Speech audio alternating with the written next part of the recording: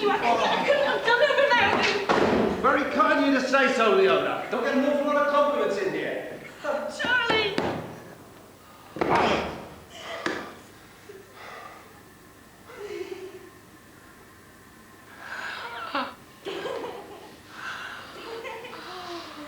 Stop mucking about, Charlie. Be like that then.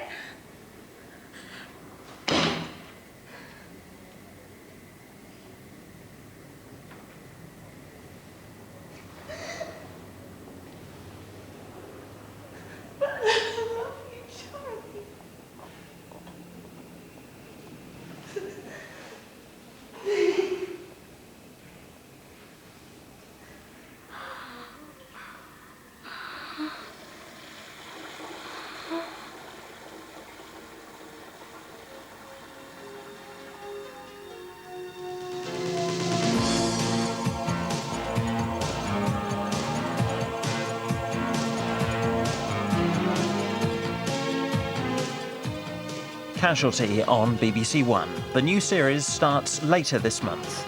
A big film, Susan Sarandon and Tommy Lee Jones starring John Grisham's The Client in 15 minutes after the BBC News and Sport.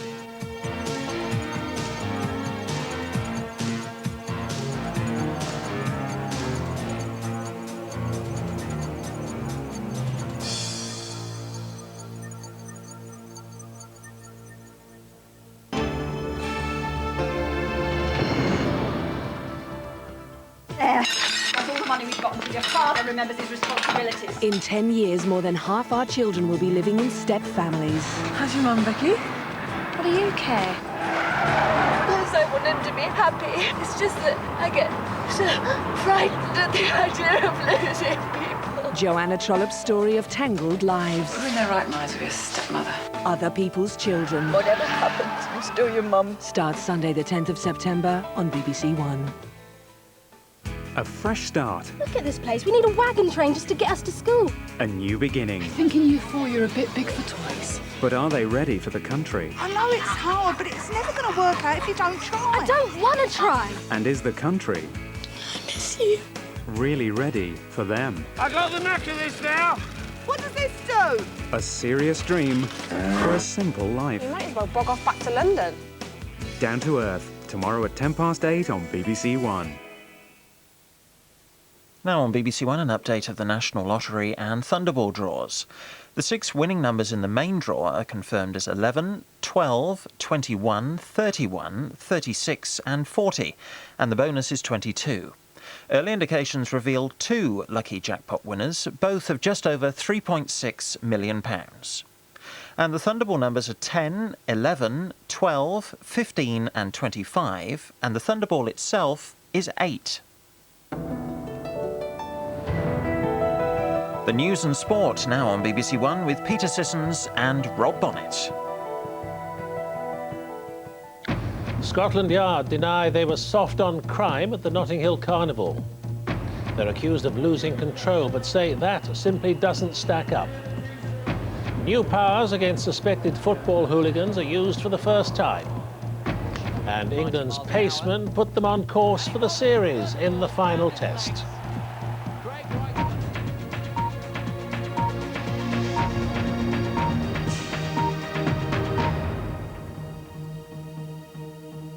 Good evening. The Metropolitan Police has rejected claims that officers were encouraged to turn a blind eye to drug-taking and thieving at last weekend's Notting Hill Carnival in West London.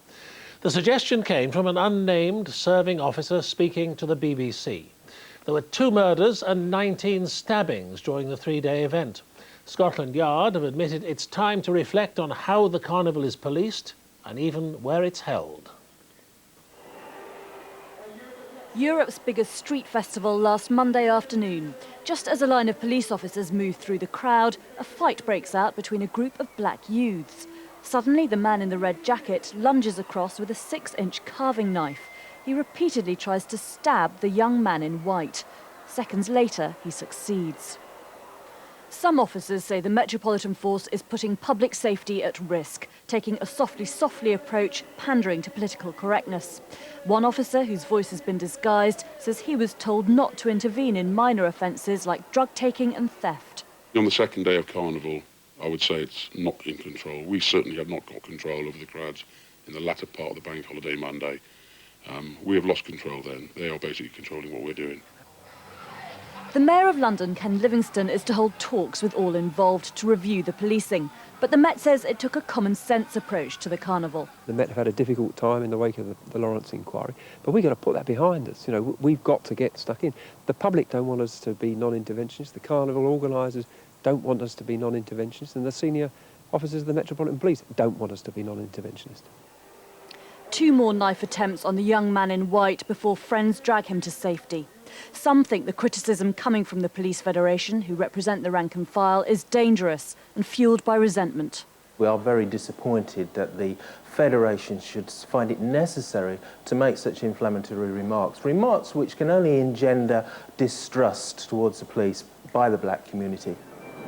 The carnival may have outgrown these streets and policing is being reviewed. But what's been highlighted this week is that race is still proving deeply divisive within the Met, and that needs urgent attention. Geeta Gurumurthy, BBC News, Notting Hill. Suspected English football hooligans on their way to Paris for tonight's friendly against France have already fallen foul of the new laws rushed through Parliament in the summer. Police at ports, airports and stations stopped nearly 30 fans from travelling, a crackdown in response to the scenes at Euro 2000. Security in Paris was tight ahead of tonight's game, with attention focused not only on England's performance on the pitch, but also the team's fans off it, putting to the test the government's new anti-hooliganism legislation after the embarrassment of Euro 2000. Throughout the day, fans have been leaving England for France. It's the first time police had the power to prevent supporters from travelling, even if they had no football convictions. Officers just had to suspect they might be going for something other than the football. Genuine fans said they supported the new laws. Oh yeah, it's a good idea if it'll stop the trouble. I totally agree.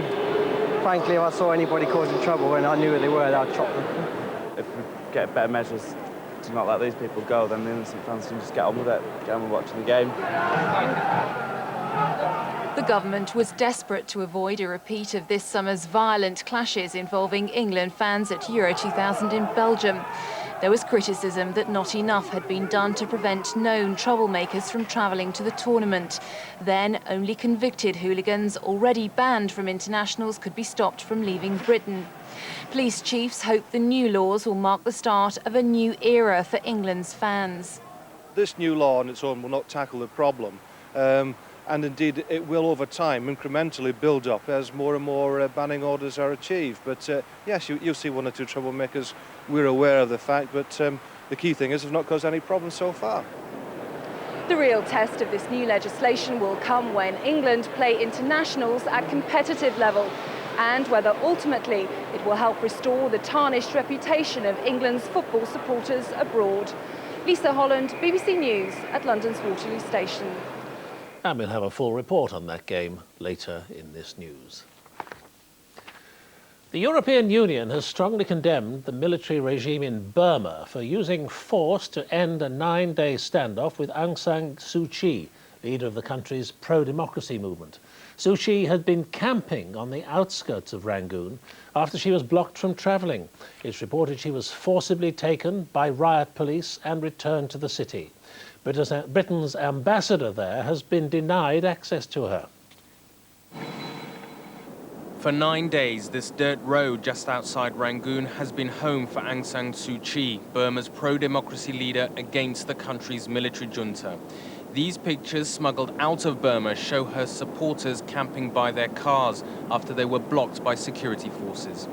They'd been trying to travel up country. According to reports, riot police forcibly took them back to Rangoon. Britain's ambassador there was stopped from seeing her. It's an infringement of her rights. It's an infringement of the rights of the people of Burma. She has a right to meet them. They have the right to hear from her.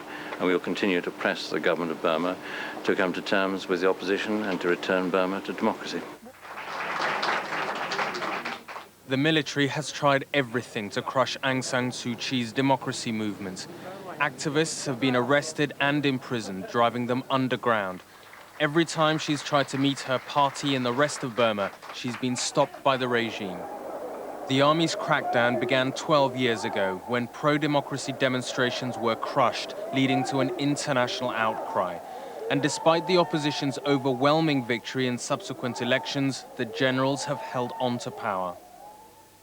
Being apart from her family has been the hardest anguish. 9 years ago, her sons collected her Nobel Peace Prize as she was under house arrest.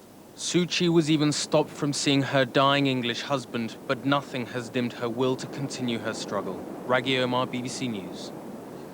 A big paramilitary parade has taken place on the Loyalist Shankill Road in Belfast. The annual march commemorates a member of the UVF, Brian Robinson, who was shot dead by undercover soldiers in 1989. He and an accomplice had murdered a Catholic. Both sides in the current Loyalist feud between the UVF and the UDA expressed the hope that the parade would pass off peacefully. Environmental groups have accused the government's official food watchdog of being irresponsible for remarks he made about organic food.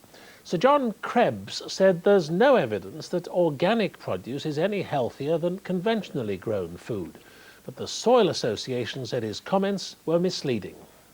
Getting value for money, in my opinion, and in the opinion of the Food Standards Agency, if they think they're buying extra nutritional quality or extra safety, because we don't have the evidence to support those claims at the moment. That's a very irresponsible thing to say. Organic food is definitely better for you. If you just look at organic beef and dairy products, there is no risk of BSE, E. coli, or antibiotic residues. Now, with news of today's international football and another successful day for England's cricketers, here's Rob Bonnet. Yes, all the home countries except England were involved in their first qualifying matches for the 2002 World Cup today, with Scotland's result against Latvia arguably the most impressive. They won 1-0 in Riga with a late goal from Neil McCann. Elsewhere, Northern Ireland beat Malta 1-0 in Belfast, but Wales lost 2-1 to Belarus in Minsk. Scotland have walked out onto bigger and more intimidating grounds in the past, but nevertheless, away to Latvia is a testing start to a World Cup qualifying campaign. And the Baltic nation, coached by an Englishman, Gary Johnson, proved the point by having the better of the first half. The Southampton striker Marian Parhas always at the centre of their forays forward. But Scotland were stronger after the break and should really have gone ahead, but Neil McCann's perfect cross was wasted. Billy Dodds the culprit. Blushes were spared, though, in the dying minutes. Don Hutchison's wriggling approach seeing the ball ricochet to McCann, who made no mistake. Scotland a shade fortunate to take away 3 points. Wales, sporting a new 60s-style strip, travelled to Belarus at least hoping for a point, but made life difficult for themselves by giving away the first goal. A harmless-looking cross fumbled by Paul Jones and presenting Jaskovic with a free head and an empty net.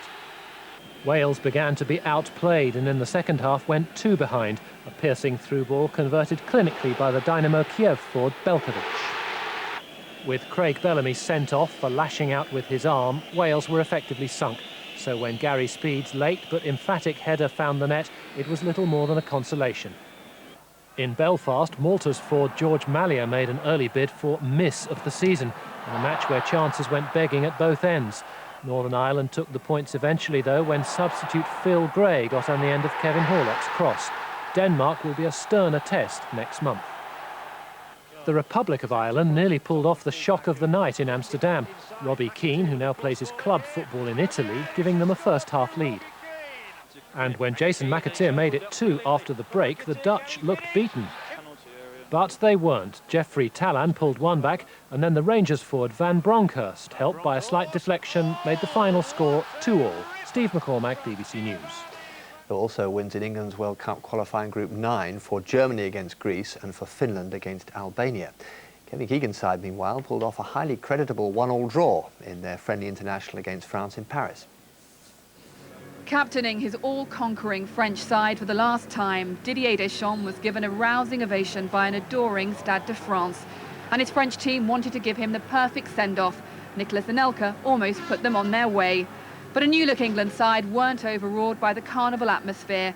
Leading the attack, Andy Cole made a strong impression early on. Moments later, England should have taken the lead. Nick Barmby's close-range header was brilliantly kept out. Instead, it was France who made the breakthrough in the second half. Emmanuel Petit surging forward to power past his former Arsenal teammate in goal. Michael Owen might have considered himself unlucky to start the match on the bench, but having come on as a substitute, he scored the equaliser, which rounded off a satisfying night for Kevin Keegan. England can take heart from tonight's performance in a game that was never going to be easy for them. They now need to build on this, ready for next month's opening World Cup qualifier against Germany. Danielle Laurel, BBC News, at the Stade de France in Paris.